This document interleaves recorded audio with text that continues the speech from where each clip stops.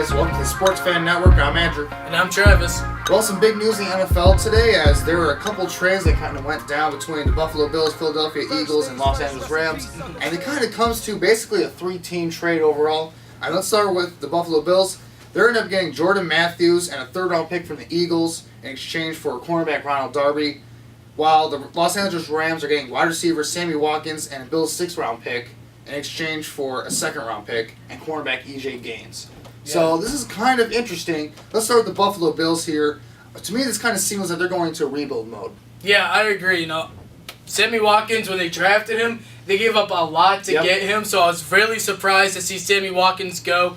Obviously, they didn't pick up his fifth year on his contract, but I thought they were going to let him play out the year, see how he does, and if he played well enough, I thought they were going to reward him with the money he deserved if he played well. So to see him go, that was really shocking. And I got to credit the Rams on this move because this is a great move for them. Because Sammy Watkins is an elite, dynamic playmaker, and that is something this Rams team just has not had. And to combine Sammy Watkins with Todd Gurley and to give Jared Goff an actual target to throw to, this is going to help with his development huge. Yeah, for the Bills, obviously, rebuild mode, they're trying to stockpile as many picks as possible. Yeah. And, they get a guy like Jordan Matthews, who is not as talented as a Sammy Watkins, but he's a little bit more durable. He's more reliable, I think, from the Bills' perspective, because both are on their last year of their contract. So they're kind of looking at this where, it's kind of a one-year deal they're both on. So who do you want that can help us win this year? They obviously feel like they can't trust Sammy Watkins to stay healthy. So they made that move. They're not going to pay him probably in the offseason. Is what the signal to me. Yeah. And they get a second-round pick out of it. So to me, it's a nice haul for the Buffalo Bills, in my opinion. Because, again, he's not as good as Sammy Watkins, but Sammy Watkins is never on the field. Yeah. So would you rather have a guy who's talented, who's never on the field, or a guy that's not as talented, but you can rely on him to be there on Sunday and to produce to a lesser degree on Sunday? That's where the Bills kind of had in their mind here. So that's kind of the direction they're going. But, again, they have new leadership here with Buffalo, new head coach. So they're kind of cleaning the slate here from the past couple drafts here with Whaley, who was their GM for a while. So kind of clean the slate here.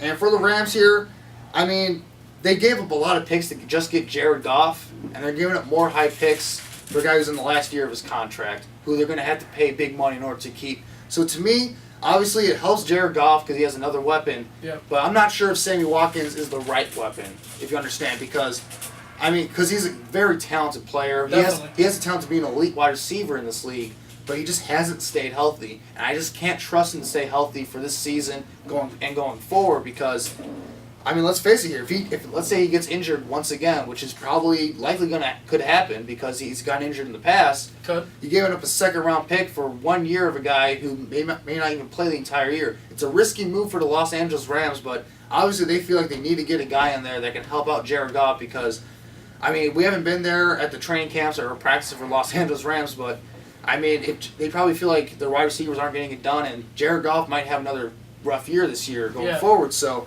that makes sense to me. For the Eagles here, they also get cornerback Ronald Darby in this deal, who had a great rookie year for the Bills, but kind of took a few steps back last year.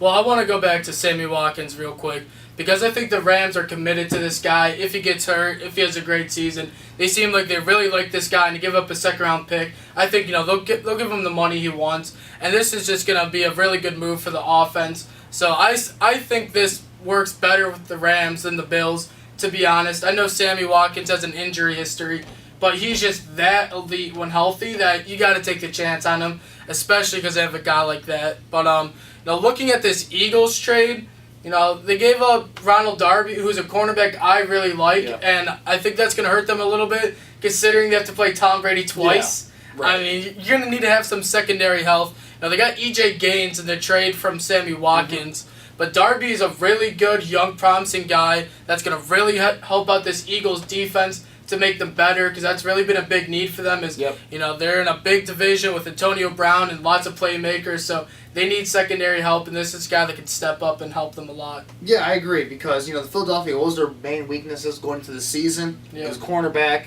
They didn't really have a guy out there that they really could trust going forward. So this really helps upgrade that secondary where they have a really good front seven for that defense, and they have really good safeties for that defense.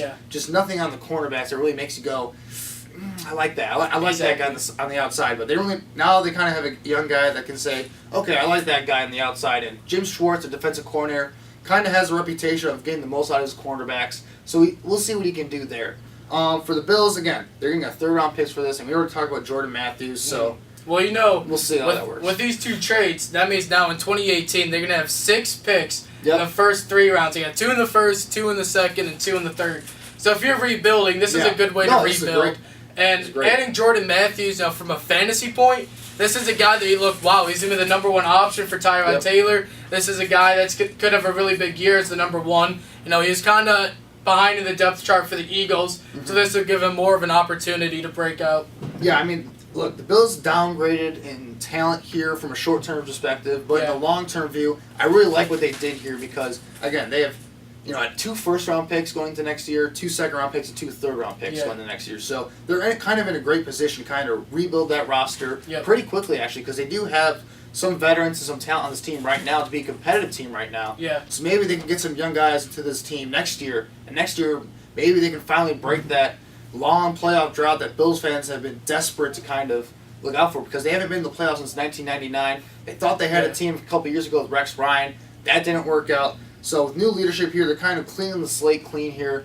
And we'll see if it works out for them. I like it from a long-term perspective, though. Yeah. Well, I'm really interested to see if there's going to be any more big moves. Yep. LaShawn McCoy, Possibly. he's owed $8 million this year, and obviously, he was drafted from prior GM. Yep. So is he in their long-term future? Because they gave away Sammy Watkins. If you're in the Bills locker room, your job's really not that safe right now. I even mentioned that Tyrod Taylor is his future secure with the Bills because they picked up his option. He's got all of his guaranteed money. But will he be their long-term solution at quarterback going forward? Yeah, they could make a big move. Maybe a team like Denver, who, with Trevor Siemian, Paxton Lynch, it really hasn't been working out yet. Maybe Denver will make a move. They've been linked to Tyrod Taylor in the past. Or maybe with all these extra picks, they can now move up and get a quarterback that they want if they don't have a higher enough pick. So Tyrod Taylor, his job might be on the line for next year. So it's very interesting to see what the Bills can do here. Yeah. I think they're set up for success long-term, but I don't think any player on the Bills can feel safe. Yeah, I think, they got a really good young running back behind LaShawn McCoy. Yep. So, they might give him a chance. But it's been really interesting. I think these trades helped every single team in a different way. And so that was our thoughts on this monster trade today that pretty much came out of nowhere. Please let us know what you think your thoughts are in the comments below. We're really interested to see what you have to say. Yeah, thanks guys for watching, and we're interested to hear what you guys have in the comments. So feel free to comment down below, and let's start the discussion. Thanks guys for watching.